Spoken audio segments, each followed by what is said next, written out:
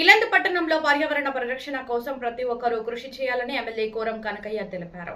ప్రజాపాలన ప్రగతి ప్రణాళికలో భాగంగా ఇల్లందు పట్టణంలో నిర్వహించిన కార్యక్రమంలో చైర్పర్సన్ కిరణ్ మిత్రా స్థానిక కౌన్సిలర్లతో కలిసి ఎమ్మెల్యే పాల్గొని మాట్లాడారు.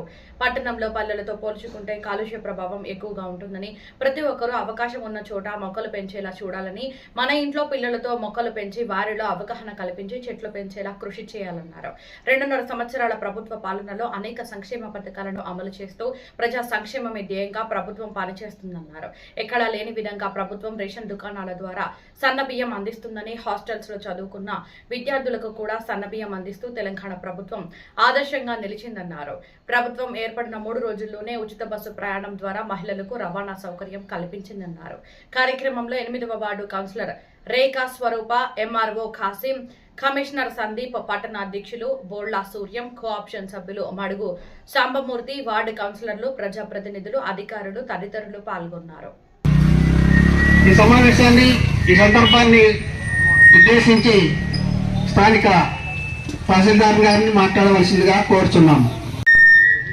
మనం ఎప్పుడా అని ఎదురు చూస్తున్నటువంటి సమయం ఆసన్నమైంది. కోరం కనకయ్య గారికి, చైర్మన్ పర్సన్ మిత్రాక్క గారికి, వైస్ చైర్మన్ రాజన్న గారికి, కమిషనర్ సార్ గారికి, కోఆప్షన్ సభ్యులకి, కౌన్సిలర్లందరికీ, ఎంఆర్ఓ గారికి, తోటి సభ్యులందరికీ, 8వ వార్డు ప్రజలందరికీ నా హృదయపూర్వక ధన్యవాదాలు. ఈ యొక్క గ్రామ సభ ముఖ్య ఉద్దేశం ఏంటంటే, మీ యొక్క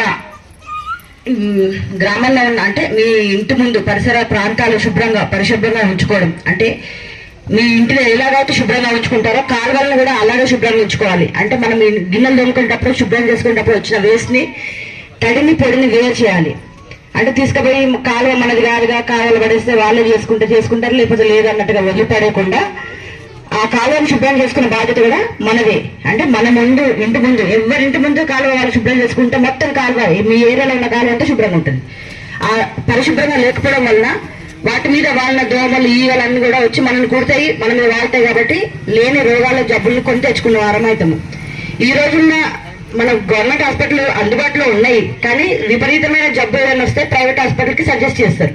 ప్రైవేట్ హాస్పిటల్ పోతే వేలు లక్షలు వెచ్చించాల్సిన పరిస్థితి ఏర్పడుతుంది. కాబట్టి అటువంటి పరిస్థితి తెచ్చుకోకుండా ఉండాలి అంటే మీ ఇంటిని ఎలా అయితే శుభ్రం పెట్టుకుంటారో మీ వాడని, మీ ప్రాంతాన్ని శుభ్రంగా పెట్టుకోవాల్సిందిగా కోరుకుంటున్నాను. అలాగే ఈ యొక్క పర్యావరణ, ఈ గ్రామ సభ ముఖ్య ఉద్దేశం అంటే పర్యావరణం అంటే ఏంటి? చెట్లు అనేది ముఖ్యం. మనకు ఇప్పుడు చెట్టు కింద కూర్చున్నామంటే చల్ల గాలి ఇస్తుంది ఎండాకాలంలో. కాబట్టి ప్రతి సంవత్సరము ప్రతి ఇంటికి ఒక చెట్టు నాటితే అది మనల్ని కాపాడుతుంది. అంటే మనకు మంచి గాలిని ఇస్తుంది, మంచి ఆరోగ్యాన్ని ఇస్తుంది. కాబట్టి ప్రతి ఇంటికి ఒక చెట్టు నాటాల్సిందిగా కోరుకుంటున్నాను. ఈ వార్డు సభల ముఖ్య ఉద్దేశం, ఈ 99 డేస్ ప్రజా ప్రణాళికలో భాగంగా మనం చివరి దశకు చేరుకున్నాం. కాబట్టి అందులో భాగంగానే మనకి వర్షాకాలం కూడా వస్తుంది. కాబట్టి దాని దృష్టిలో పెట్టుకొని రేవంత్ రెడ్డి గారు ఈ వార్డు సభలని మరొకసారి కండక్ట్ చేయమని మనకి 4 నుంచి 10వ తారీఖు వరకు మనకు ఆదేశాలు వచ్చాయి.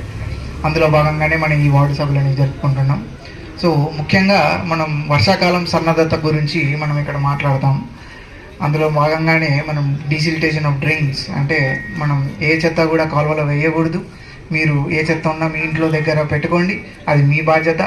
ఆ చెత్తని తీసుకుపోవడం వరకు అది మా బాధ్యత. ఏ విషయంలోనైనా ఈ బాధ్యతను మేము ఒకవేళ విస్మయపరిస్తే అది మీరు మీ దగ్గరలో ఉన్న మీ వార్డుకు సంబంధించిన వార్డ్ ఆఫీసర్ కానీ, కౌన్సిలర్ గారు కానీ, లేకుంటే మీకు జవాన్స్ ఉంటారు, తర్వాత శానిటరీ ఇన్స్పెక్టర్స్ ఉంటారు, వాళ్ళందరి తరఫున కూడా ఆ సమస్య పరిష్కారం కాకపోతే కమిషనర్గా నేను ఉంటాను, చైర్పర్సన్ మేడం ఉంటారు, తర్వాత మన ఎమ్మెల్యే సార్ కూడా ఉంటారు. కాబట్టి అందరి తరఫున, అందరి దగ్గరికి మీరు ఈ సమస్యని మీరు తీసుకెళ్ళగలరు.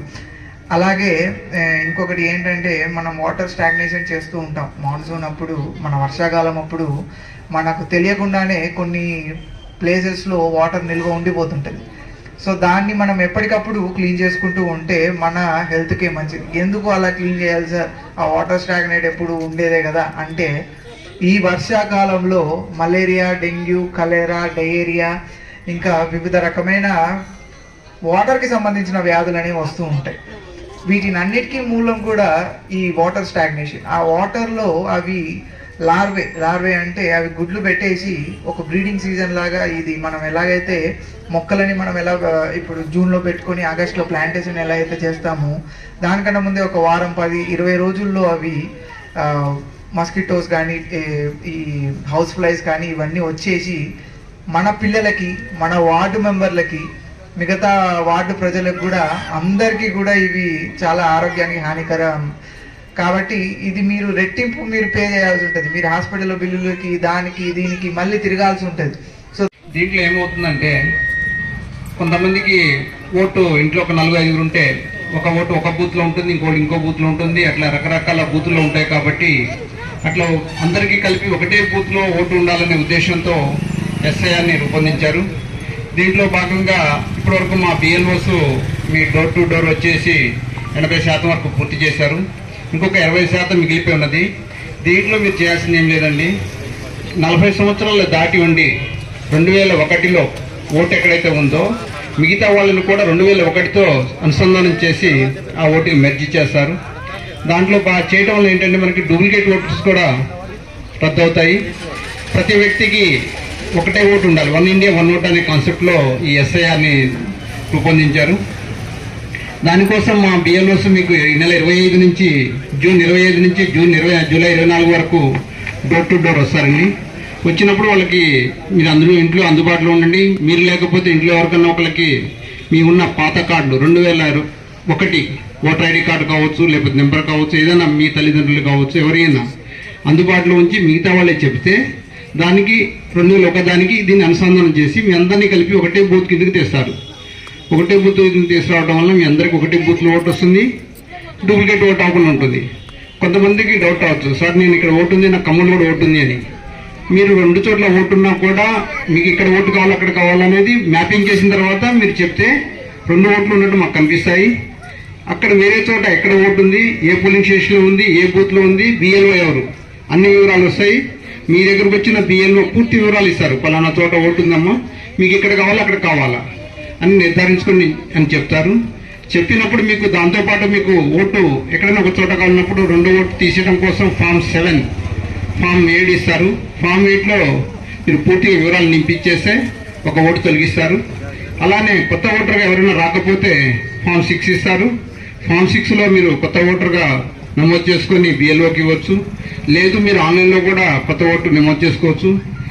ఇంకా ఏంటంటే మీకేమన్నా మీ ఓటర్లో పేరు కానివ్వండి, ఫోటో కానివ్వండి, భర్త పేరు కానీ, తండ్రి పేరు కానివ్వండి, ఇంకెవరైనా పేర్లు తప్పులుగా దొరికితే వాటిని ఫామ్ 8లో నింపి మీకు ఏ విషయమైనా అర్థం కాకపోయినా మా బిఎల్ఓ ఇంటికి వస్తారు. పూర్తిగా బిఎల్ఓనే బాధ్యత తీసుకుంటారు.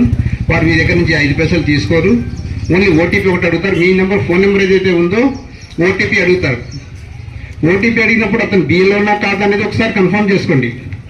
బిఎల్ఓ అయితే మిమ్మల్ని 5 పైసలు అడగరండి, ఫ్రీ. ఎస్ఐఆర్లో పేరు లేకపోతే తర్వాత ఓటు ఉండదండి.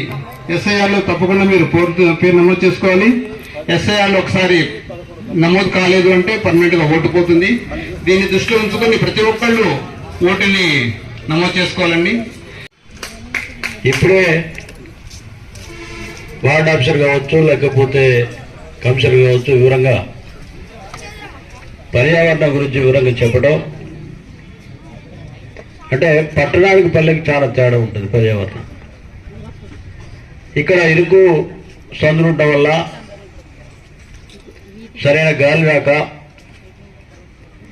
మరి పట్టణంలో తిరిగేటువంటి వాహనాలు కాలుష్యం ఏర్పడి ఇబ్బంది పడే తరుణంలో ప్రభుత్వం ఒక చక్కటి నిర్ణయం తీసుకొని చెట్లు పెంచే కార్యక్రమం తీసుకోవడం అనేది చాలా సంతోషకరమైన విషయం. అది ఎవరికి ఎక్కడ ఇంట్లో ఉన్న పెరట్లు, దొడ్లు, రోడ్డు మీద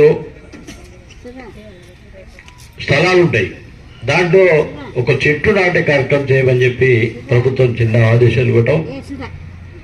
మీ ఇంట్లో కూడా చదువుకునే పిల్లలు ఉంటారు, వారి ద్వారా ఒక చెట్టు నాటేయండి. వారు కాకపోతే మీరు ఒక చెట్టు నాటండి. దానివల్ల ఆరోగ్యాలు బాగుంటుంది, ఆక్సిజన్ వస్తుంది. మరి 60కి కనీసం 60 సంవత్సరాలు బ్రతికే అవకాశం వస్తుంది మనిషికి. దీంతో పాటు తెలంగాణ రాష్ట్ర ప్రభుత్వం పెద్ద ఎత్తున సంక్షేమం అభివృద్ధి పథకాలు తీసుకోవటం, మరి ఏదైతే ఈ 2.5 సంవత్సరాల్లో ప్రభుత్వం ఎన్నో సంక్షేమ పథకాలు ఇచ్చినటువంటి గొప్ప ప్రభుత్వం ఇందిరమ్మ రాజ్యంలో రేవంత్ రెడ్డి గారి ప్రభుత్వం అని చెప్పి అందరికీ కూడా విజ్ఞప్తి చేస్తూ ఉన్నాం. ప్రభుత్వం ఏర్పడే 3వ రోజుకే చక్కగా మహిళలందరూ కూడా ఉచిత బస్ ప్రయాణం ఏర్పాటు చేసుకొని పెద్ద ఎత్తున మహిళలందరూ కూడా నిరంతరం ప్రయాణంలో ఉంటారు.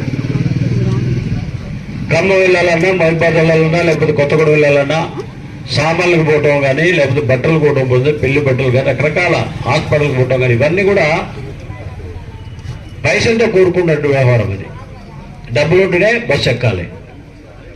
మరి ఈరోజు ఆ పరిస్థితి లేదు. ప్రతి ఒక్కరు కూడా తెలంగాణ రాష్ట్రం ఉన్నటువంటి ప్రతి ప్రాంతానికి కూడా గుళ్ళకు కానీ, గోపురాలకు కానీ, హైదరాబాద్ జిల్లాలో కూడా ఉచితంగా ప్రయాణం చేసే గొప్ప అవకాశం కల్పించిన ప్రభుత్వం రేవంత్ రెడ్డి గారి ప్రభుత్వం ఇందిరమ్మ రాజ్యంలో. అది మొట్టమొదటిసారి మనకేదైతే ఎన్నికల ముందు 6 గ్యారెంటీలు చెప్పారో గ్యారెంటీలో మొదటిది అది. దాంతోపాటు ఉచిత విధించే గొప్ప కార్యక్రమం తీసుకున్నాం. రేషన్ కార్డుల కార్యక్రమం తీసుకున్నాం. ఉచితంగా బియ్యం ఇచ్చే కార్యక్రమం, ఇది గొప్ప విషయం. ఇది సన్న బియ్యం ఇచ్చే కార్యక్రమం గతంలో లేదు. గతంలో బియ్యం ఇస్తే ఆంధ్ర నుంచి వచ్చే కోళ్ల వ్యాపారాలకు తరలిచ్చే విధంగా ఆనాడు ప్రయత్నం చేశాం. ఈనాడు ఆ పరిస్థితి లేదు. ప్రతి ఒక్కరు కూడా ఈ సన్న బియ్యం రేవంత్ రెడ్డి గారు కావచ్చు, మీరు కావచ్చు, మేము కావచ్చు, శ్రీనివాస్ రెడ్డి గారు కావచ్చు, చైర్మన్ గారు అందరం కూడా ఈ సన్న బియ్యం తినే గొప్ప కార్యక్రమం తీసుకున్నాం. మనం ప్రతి ఒక్కరు కూడా అదే బియ్యం తిని, దాంతోపాటు మన పిల్లలు కూడా హాస్టల్లో చదువుకునే విద్యార్థులందరూ కూడా సన్న బియ్యం తినే కార్యక్రమే మొదలుపెట్టారు ప్రభుత్వం. మరి ఈ విధంగా చూసుకుంటూ పోతే చాలా కార్యక్రమాలు ప్రవేశపెట్టాయి. ఈ పంటలకు సంబంధించినటువంటి అన్ని వాటిల్లో కూడా అభివృద్ధి కార్యక్రమం, ప్రతి ప్రాంతంలో రోడ్లు, డ్రైన్లు, వివిధ రంగాల్లో ఏది అవసరం అది ఈ ప్రభుత్వం గొప్పగా ఇచ్చే గొప్ప కార్యక్రమం తీసుకున్నాం. మరి గతంలో మిగిలిపోయిన ఏ పని ఉన్నా కూడా పూర్తి చేయకుండా వదిలేసిన పనులన్నీ కూడా ఈ ప్రభుత్వం పూర్తి చేసే కార్యక్రమం తీసుకున్నాం. అప్పుడు రేషన్ కార్డు ఇవ్వలే, ఉచిత కరెంట్ ఇవ్వలే, ఇందిరా మిల్లు ఇవ్వలే. మరి ఇందిరా మిల్లు గొప్ప వరం మనకి.